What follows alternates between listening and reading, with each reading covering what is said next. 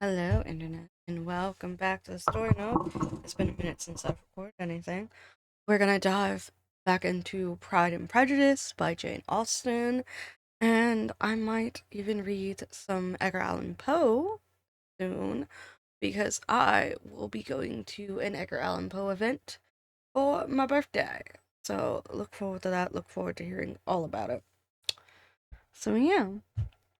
So here we're gonna start chapter 5 of Pride and Prejudice. We have an image here. Where's my...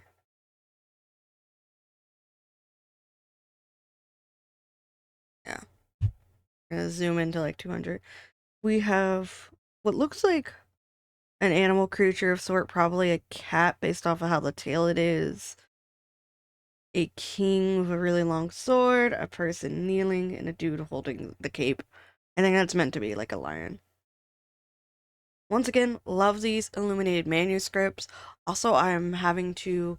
So some stuff happened with my book publisher, which was Draft to Digital. Whole bunch of book drama. I'll get to that at the end of the chapter.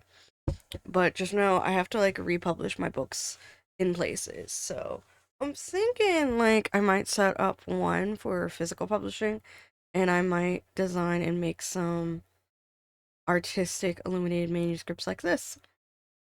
Within a short walk of Longbourn lived a family with whom the Bennets were particularly intimate.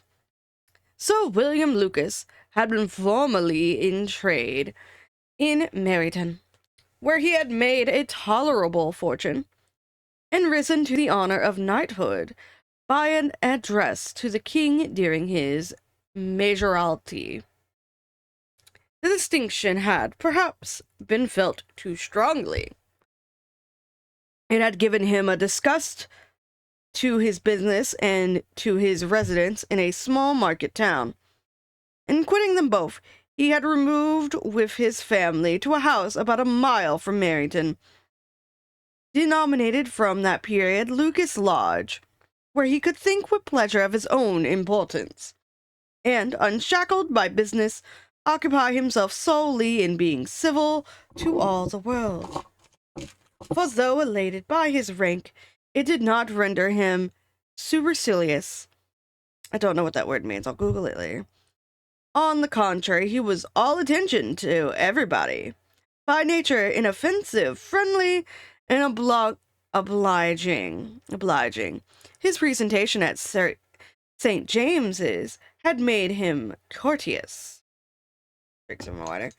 Well, I've got tea. I've got the Nerdy Girl tea, like mint to be pack, and I'm currently drinking the Big Mountain Mint, which is nice. I'm very much looking forward to the Lemon Balm Mint one. I'm saving that one for last because I want to only open one of the samplers at a time, and it makes multiple cups of tea. Lady Lucas was a very kind woman. Was a very good kind of woman. Not too clever to be a valuable neighbor to Mrs. Bennet. They had several children, the eldest of them a sensible, intelligent young woman. About 27 was Elizabeth's intimate friend. That the Miss Lucases and the Miss Bennets should meet to talk over a ball was absolutely necessary, and the morning after the assembly brought the former to Longbourn to hear and to communicate. "You began the evening well, Charlotte," said Mrs. Bennet, with a civil command to Miss Lucas. "You were Mr. Bingley's first choice." "Yes, but he seemed to like his second better." "Oh, you mean Jane, I suppose, because he danced with her twice. To be sure, that did seem as if he admired her. Indeed, I rather believe that he did. I heard something about it, but I hardly know what. Something about Mr. Robinson?" "Perhaps you mean what I overheard between him and Mr. Robinson. Did I not mention it to you? Mr. Robinson's asking him how he liked our Meryton assemblies, and whether he did not think there were a great many pretty women in the room, in which he thought the prettiest, and his answering immediately to the last question. "Oh, the eldest Miss Bennet. Beyond a doubt, there cannot be two opinions on that point." "Upon my word, well, that was a very decided indeed. That does seem as if, but however, it may all come to nothing, you know."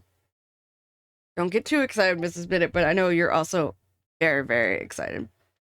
"My overhearings were more to the purpose than yours, Eliza," said Charlotte. "Mr. Darcy's not so well worth listening to as his friend, is he? Poor Eliza, to be only just tolerable." "I beg you will not put it into Lizzie's head to be vexed by his ill treatment, for he is such a disagreeable man that it would be quite a misfortune to be liked by him.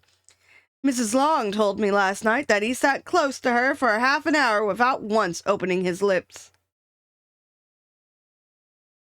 So this is, I guess, Elizabeth sitting next to Mr. Darcy. And he's just not even talking. It looks like he's just adjusting his monocle.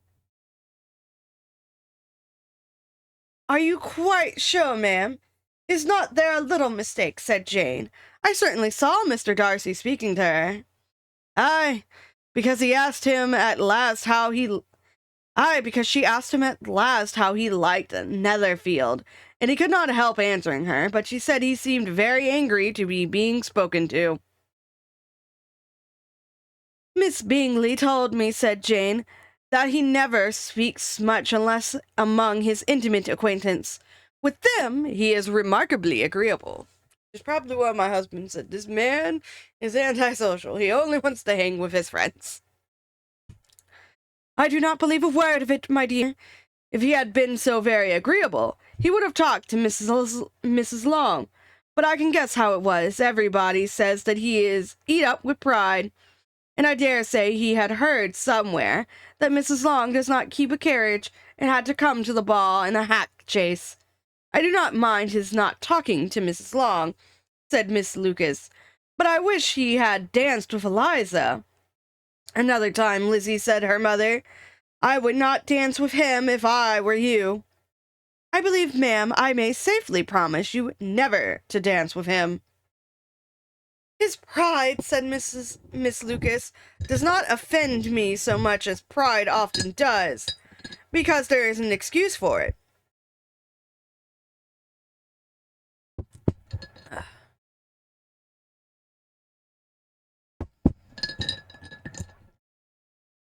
Alright. "One cannot wonder that so very fine a young woman, with family, fortune, everything in his favor, should think highly of himself. If I may so express it, he has a right to be proud." That I said young woman, it's young man, I apologize. "That is very true," replied Elizabeth, "and I could easily forgive his pride if he had not mortified mine."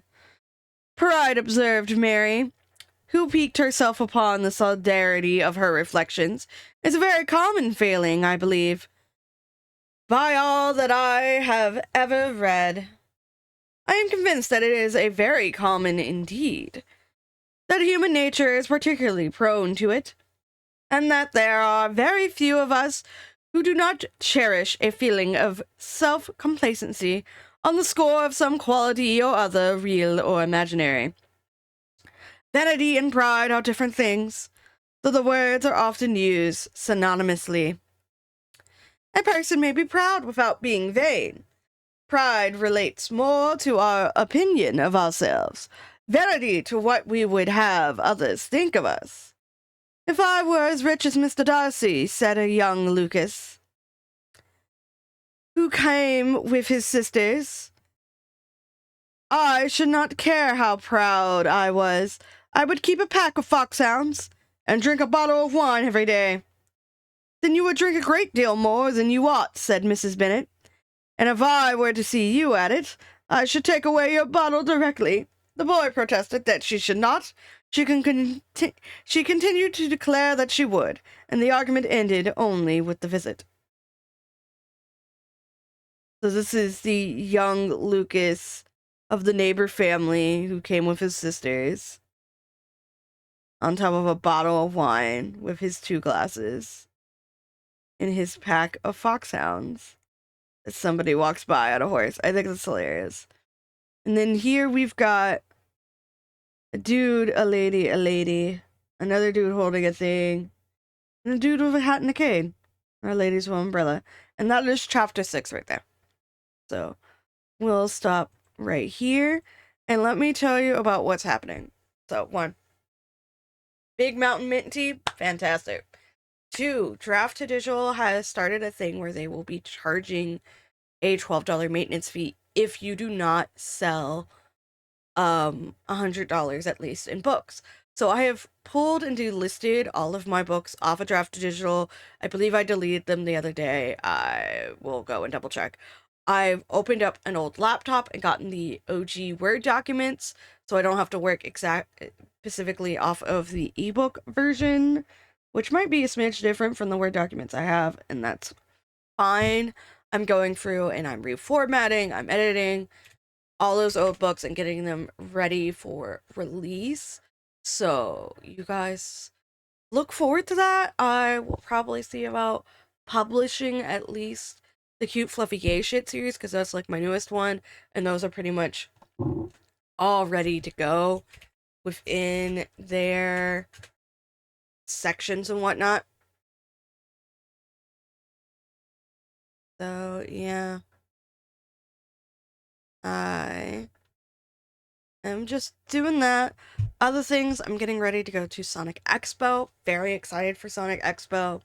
I will be bringing goodies and such, so I'm going to print out my Monado comic book that's like 6 pages. I'm going to print that out, staple it together, have those to give out as like little fun signs. I will sign them for you. I've got postcards I'm going to be working on. So I will be printing some of those and bringing them. I've updating my about the author page, so that's happening. Other things I'm doing. I'm slowly getting prepared for Sonic June. In fact, let me show you guys. Oh look, my camera's on. So this is the one of the postcards I'm working on. I still need to fix some shadows here and whatnot. Just that kind of stuff. So look forward to that when it gets here. Other postcards, definitely the Call and Sonia one. I love those. I want to do one that's strictly Tales. This one that I just showed you with Manic and Shadow is probably going to be, I'm going to put that one in the ring and my DeCall one to be submitted for the art gallery, for the charity art gallery. I really like these 2 pieces. I might have to reformat the 2 pieces, but I'll do that once they are complete, because right now they're in desktop wallpaper size. So I will reformat them so that they can be published that way. And I'm very, very excited for Sonic June. I'm doing a lot of stuff for Sonic June. I haven't read a whole lot. It's been a while. The Spotify podcast is still updating with episodes daily. If you want to take a look down memory lane, or there's several YouTube videos you haven't watched, you can just listen to those in the background.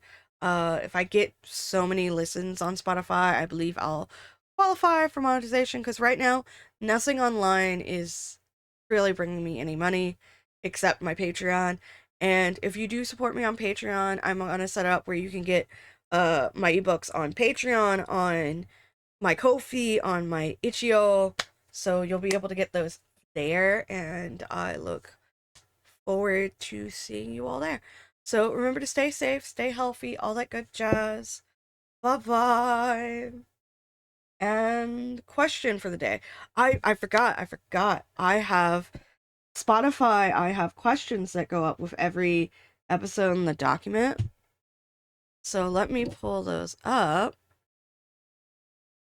for the comment section that I have. So last comment, on YouTube is from Kristan Bridge 4331, and it's on the video of Villainous Level 99, Chapter 7, Part 3.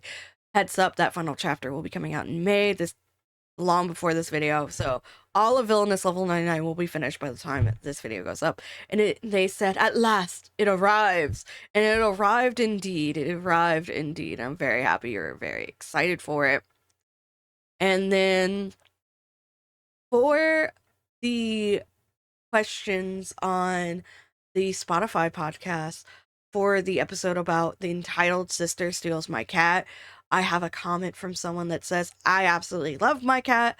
I don't think I could keep a friend or relative in my life if they stole my cat, which I think is very, very awesome and cool because, like, yeah, I couldn't either.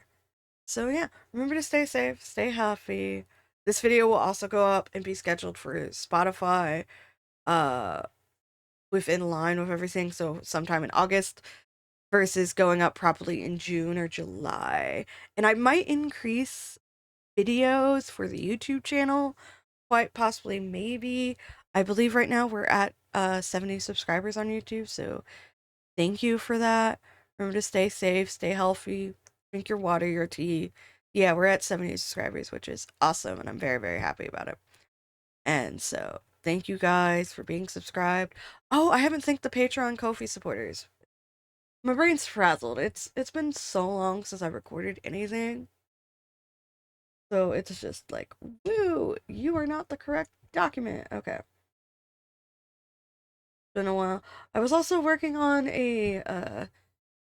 so I pulled up a review video script from 2023 that I got stuck on. I got stuck on the plot synopsis. And I was just like, you know what? I'm just gonna skim through and summarize and like read through what's on the Wikipedia page for a certain point and give my commentary in between there for the episode list, because it's been over a year since I watched it. I cannot remember all of it that happened in that thing. But Patreon and Ko-fi supporters, thank you all very much for supporting me and making it where I don't have to worry so much about my bills. Cassie G, Kaleidoscope Chick, Tweet Tea Cakes, Axel1154, Jadas DS, Axel Alcaraz, Pizza Nene, Simmer Random Sevens, and Micah. You're all wonderful, and one day, if I can do this stuff as a living as well as like my 9 to 5 job, my husband might be able to become a house husband like he wants, and I can throw him a Cusco party.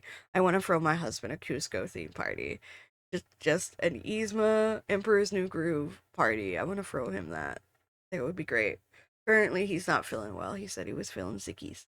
Yeah, have a great day. Remember to stay safe, stay healthy, all that good jazz. Bye bye. That's the actual bye bye now.